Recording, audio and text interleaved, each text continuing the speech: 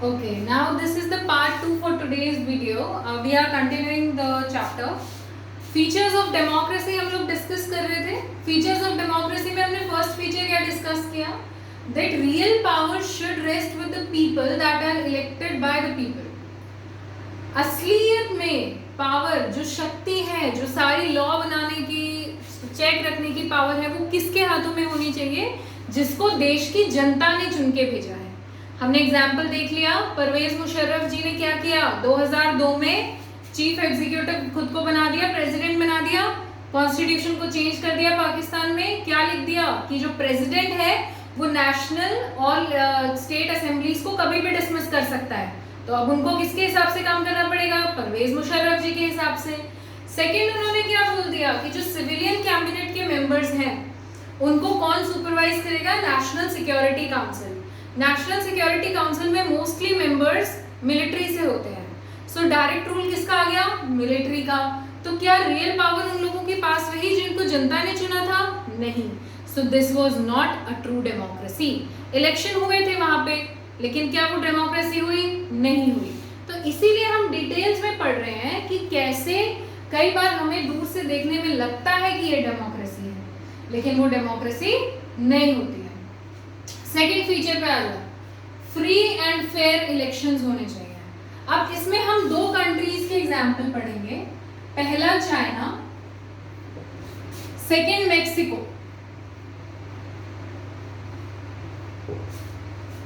ठीक है, चाइना के बारे में बात करते हैं.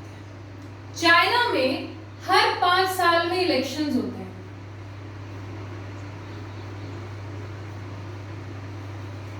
इलेक्शन किसके लिए? नेशनल पीपल्स कांग्रेस के लिए. ये वहां का पार्लियामेंट का नेम है. जैसे हमारा पार्लियामेंट है लोकसभा, राज्यसभा, ऐसे ही चाइना के पार्लियामेंट का क्या नेम है? National People's Congress. National People Congress में चुने जाने के लिए हर 5 साल में वहां पे इलेक्शन होते हैं. हर 5 साल में इलेक्शन होते हैं. इसमें ऑलमोस्ट 3000 लोग इस पार्लियामेंट में आर्मी से आते हैं. बहुत वाइड स्ट्रेंथ है वहां के पार्लियामेंट की. Almost 3000 people come from army.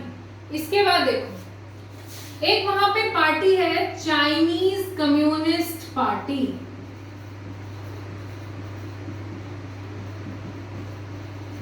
हमारे यहाँ पे Bharatiya Janata party, Indian national Congress ये है. ऐसे ही चाइना की मेजर पार्टी कौन सी है? Chinese communist party. Chinese communist party का क्या रोल है कि देखो यहाँ पे सब अच्छा लग रहा है आपको, डेमोक्रेसी जैसा, हर 5 साल में इलेक्शंस होंगे, लोग चूज करेंगे, लेकिन थोड़ा सा ट्विस्ट है. क्या ट्विस्ट है? कि चाइनीज कम्युनिस्ट पार्टी जिसको अलाउ कर देगी कि आप इलेक्शन लड़ सकते हो, सिर्फ वही इलेक्शन कंटेस्ट कर सकता था. 2002 एंड 2003 के इलेक्शंस में भी वहां पे ये देखा गया कि चाइनीज कम्युनिस्ट पार्टी और उसके साथ गठबंधन करने वाली 8 सरकारें, छोटी छोटी सरकार और हैं जो उसके साथ, इनके अगर आप मेंबर हो तो ही आप इलेक्शन लड़ सकते हो, अगर चाइनीज कम्युनिस्ट पार्टी आपको अलाउ करे. Otherwise you can not fight elections. तो क्या वो इलेक्शंस फ्री एंड फेयर हुए? नहीं हुए. फ्री एंड फेयर इलेक्शंस कैसे होते हैं? सबको इक्वल अपॉर्चुनिटी मिले इलेक्शंस लड़ने की. ठीक है, इलेक्शंस में सबके पास बराबर वोट हो. ठीक है, प्रॉपर तरीके से मिसयूज ऑफ पावर ना हो. मिसयूज ऑफ पावर किए बिना हम इलेक्शंस करा पाए properly. These are free and fair elections. लेकिन चाइना में क्या हो रहा है? हर 5 साल में इलेक्शन तो हो रहे हैं, लेकिन उसमें से कुछ लोगों के लिए सीट रिजर्व है फ्रॉम आर्मी. सेकेंड चीज क्या है कि चाइनीज कम्युनिस्ट पार्टी और उससे रिलेटेड जो पार्टी, अगर वो अलाउ कर देगी आपको तो ही आप इलेक्शंस लड़ सकते हो, अदरवाइज नहीं. सो लोगों के पास एक प्रॉपर चॉइस तो है ही नहीं. So this is not a true democracy. अब अगर आपसे मैं एमसीक्यू में पूछूं आपके एग्जाम में that from among the following choose a true democracy, China, India, Pakistan, none of these, कौन सा होगा? इंडिया. वाई? पाकिस्तान को हमने हटा दिया था. ट्रू डेमोक्रेसी क्यों नहीं थी वो उस टाइम पे? क्योंकि वहां पे परवेज मुशर्रफ जी ने रेफरेंडम ला के माल प्रैक्टिसेस कर दी थी। सेकंड, चाइना ट्रू डेमोक्रेसी क्यों नहीं थी? क्योंकि यहाँ पे फ्री एंड फेयर इलेक्शंस नहीं थे। India free and fair elections को कंटेस्ट कर रहे थे। अब देखो मेक्सिको का एग्जांपल देख ले। मेक्सिको को 1930 में इंडिपेंडेंस मिल गया था।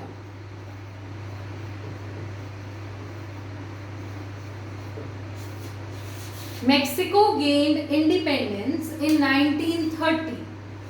1930 से 2000 तक कभी भी वहां पे ना मिलिट्री रूल नहीं आया।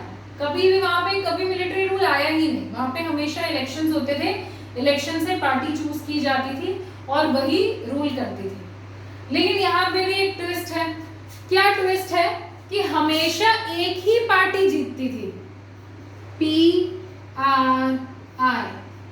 Institutional revolutionary party.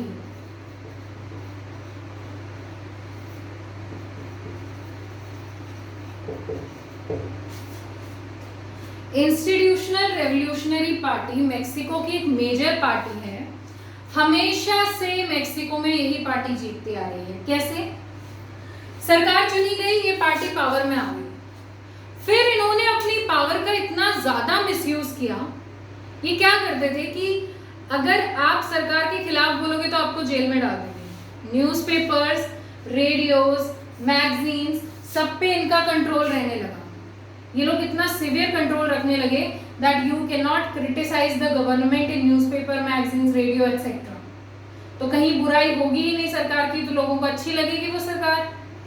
दूसरी चीज, गवर्नमेंट टीचर्स जो थे उनको ये लोग फोर्स करते थे कि आप पेरेंट्स को फोर्सफुली कहो इसी पार्टी को वोट दें।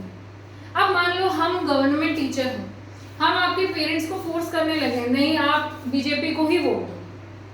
So is it a true democracy? नहीं, क्योंकि उनको अपनी चॉइस तो मिल ही नहीं रही है।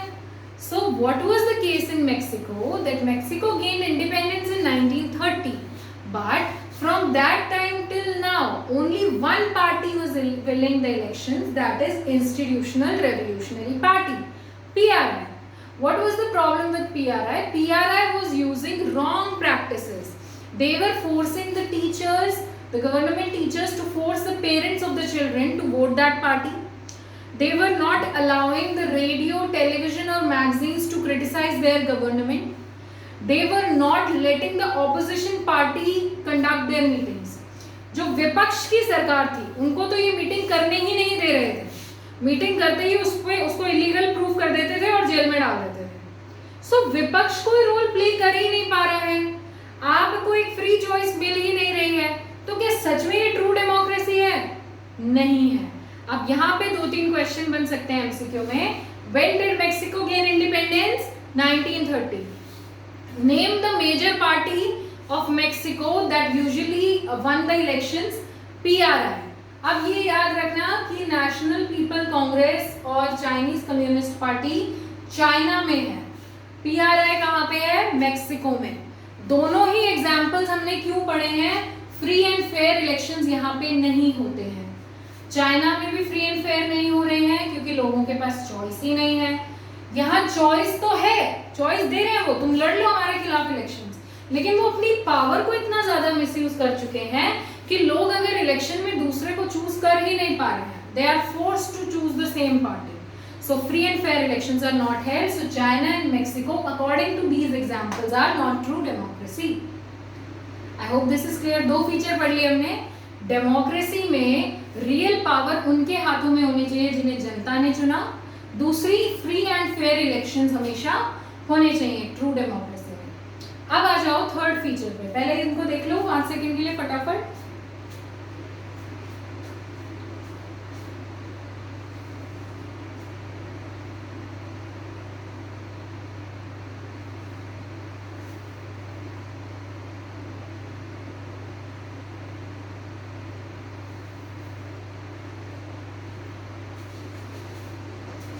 I hope this is clear. Now coming to the third feature. Democracy का एक बहुत इंपॉर्टेंट फीचर है कि जितने भी सिटीजन्स हैं, every person should have one vote. ऐसा नहीं है कि कोई वेल्दी पर्सन है, बहुत ही अमीर आदमी है तो उसके पास 5 वोट हो, गरीब के पास 1 वोट। ऐसा नहीं होना चाहिए कि किसी के पास पावर है, कोई प्राइम मिनिस्टर है तो उसके पास 10 वोट हो, मजदूर के पास 1 वोट हो। So one person in any country or in any true democracy should have 1 vote and every vote should have 1 value। ऐसा नहीं होना चाहिए कि सलमान खान के वोट को ज़्यादा बढ़ावा दिया जाए और हमारे को नहीं। ठीक है, जितने भी सिटीजन हैं एक कंट्री में उनके सबके पास एक ही वोट होना चाहिए और every vote should have 1 value. तो अब देखेंगे कि कितनी कंट्रीज में ये है जो खुद को डेमोक्रेसी बोलती हैं, प्रिटेंड करती है कि हम डेमोक्रेसी हैं, लेकिन क्या वो डेमोक्रेसी है? चलो आओ देखते हैं। 2015 तक सऊदी अरेबिया में women did not have the right to vote।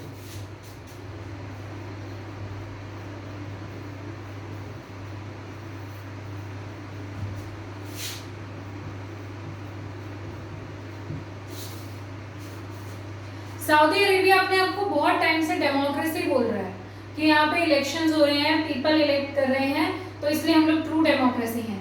लेकिन आज हमें पता चल रहा है कि 2015 तक, अभी कुछ टाइम की बात है, देखो सऊदी अरेबिया में विमेन को राइट टू वोट नहीं था। तो क्या ये ट्रू डेमोक्रेसी हुई? नहीं हुई। क्यों? क्योंकि जब वो भी सिटीजन है, जितने मेन सिटीजन है उतने ही इक्वली विमेन सिटीजन है, तो जब तक दोनों को ही प्रॉपर राइट टू वोट नहीं मिल रहा है, ट्रू डेमोक्रेसी नहीं है। दूसरी चीज, एस्टोनिया जो कंट्री है वहां पे रशियन कम्युनिटी माइनॉरिटी में है, रशियन पीपल वहां पे कम है नंबर्स में। सो उनके जो वोट की वैल्यू है वो नहीं है इतनी जो मेजॉरिटी पीपल की है।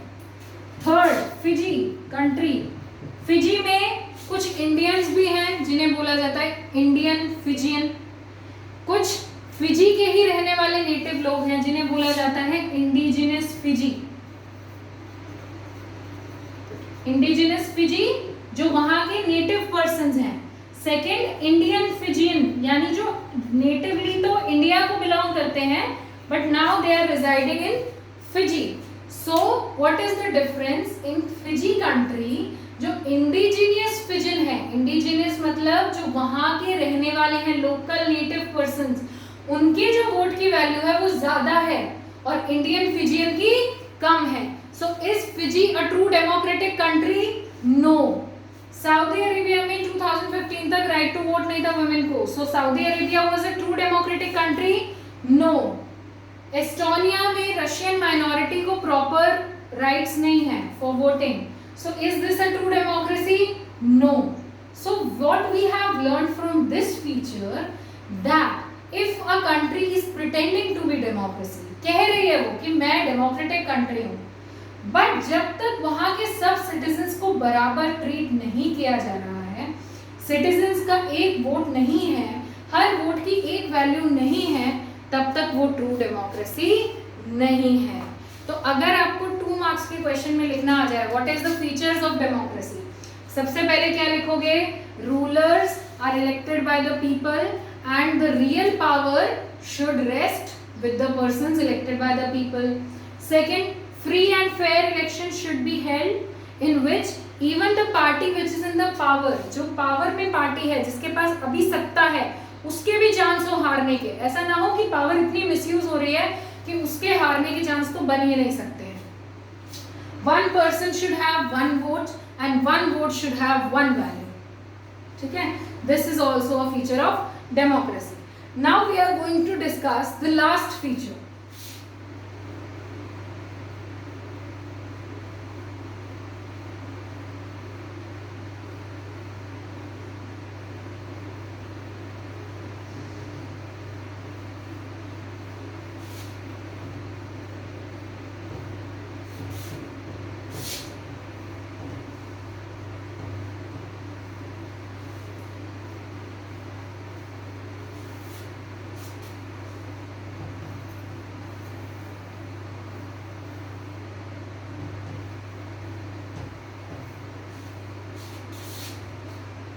फोर्थ फीचर जो हम पढ़ने वाले हैं वो है rule of law and respect for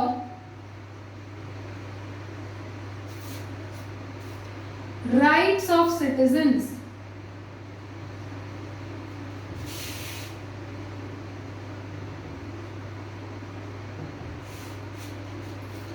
इस फीचर का क्या मतलब है कि कोई भी कंट्री हो जो अपने आप को डेमोक्रेसी कहती है, वहां पे राज कानून का होना चाहिए, किसी एक पर्सन की मनमानी नहीं चलनी चाहिए।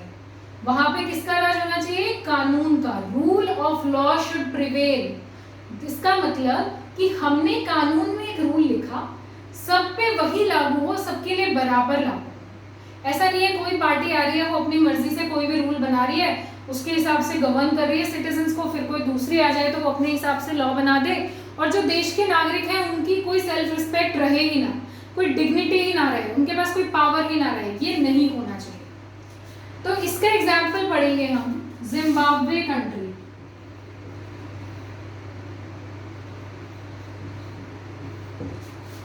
जिम्बाब्वे कंट्री में क्या हुआ है? ज़ानू पीएफ, ये वहां की सबसे इंपॉर्टेंट पॉलिटिकल पार्टी है। ज़ानू पीएफ, अच्छे से नाम याद रखना है, मैं एमसीक्यू में पूछूंगी आपसे। ZANU PF is the major political party of which country? It is the major political party of Zimbabwe. Zimbabwe को इंडिपेंडेंस मिल गई थी 1980 में, ठीक है। ज़ानू पीएफ वहां की सबसे इंपॉर्टेंट पार्टी थी। इस पार्टी ने ही वहां का ज्यादातर फ्रीडम स्ट्रगल लड़ा है। जैसे अगर आपसे पूछा जाए इंडिया का मेन फ्रीडम स्ट्रगल किसने लड़ा है? Indian national Congress. जिम्बाब्वे में किसने लड़ा है? ज़ानू पीएफ। इसके हेड थे रॉबर्ट मुगाबे। ये रॉबर्ट मुगाबे बहुत पॉपुलर थे लोगों में, क्योंकि ऑब्वियसली लोगों के लिए उनका फ्रीडम स्ट्रगल लड़ रहे थे, तो लोगों को अच्छे लगे थे बहुत, लोगों ने इन्हें चुना, ये वहां के प्रेसिडेंट बने। पर प्रेसिडेंट बनने के बाद, सत्ता आने के बाद सबका दिमाग खराब हो गया, ये भी अपनी पावर को मिसयूज करने लगे। वही सब जो चाइना में हो रहा था, सॉरी मैक्सिको में हो रहा था, कि ऑपोजिशन पार्टी की चलने नहीं देना, ऑपोजिशन पार्टी की सुनना ही नहीं, उनकी मीटिंग्स ही नहीं होने देते थे, ठीक है। अपने आप को रेडियो टेलीविजन मैगजीन से दूर रखते थे, जो भी आपके खिलाफ बोले उसको जेल में डाल दो, सिवियर पनिशमेंट दे दो। तो सोचो कोई कितना पॉपुलर लीडर था पहले, जिसने उस देश के लिए एक फ्रीडम स्ट्रगल लड़ा, लोगों ने उन्हें पसंद किया, but after coming into power, जीतने के बाद वो अपनी ही पावर का मिसयूज करने लगे, और उन सिटीजन्स को उन्होंने कुछ समझा ही नहीं जिनकी वजह से वो पावर में आए थे। सो क्या ये ट्रू डेमोक्रेसी है? नहीं।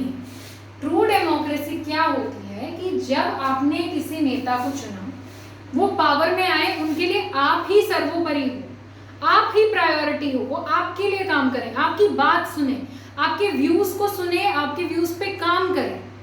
सो जब भी कोई ट्रू डेमोक्रेसी होती है, वहां पे रूल ऑफ लॉ प्रिवेल करता है, और सिटीजन्स के जो राइट्स हैं, उनके जो कुछ मूल अधिकार हैं, वो बचे रहते हैं। ऐसा नहीं है कि आज आप कुछ बोल गए सरकार के खिलाफ, आपको जेल में डाल दो। क्या इंडिया में ऐसा होता है? नहीं। कितना कुछ बोलता है सरकारों के खिलाफ, हम भी बोलते हैं। So this is the basic rights citizens should have in the country, and if these rights are violated, a true democracy cannot prevail. So we have discussed 4 features of democracy: free and fair elections, one person, one vote, one value. The real power should rest with the persons that are elected by the people, and fourth is the rule of law and respect for citizens' rights. यही democracy का मतलब है। आज का lecture यही खत्म होता है। आप लोग चैप्टर पढ़िए, छोटा सा टॉपिक है, कल उसको लाइव क्लास में डिस्कस करते हैं, आप सबके साथ डिस्कशन करते हुए। प्लीज डाउट्स लाइए, और जिस बच्चे को डाउट है वही डाउट क्लास में आए, अदरवाइज सारी इंफॉर्मेशन आपको वीडियो के थ्रू मिल जाएगी। Have a good day.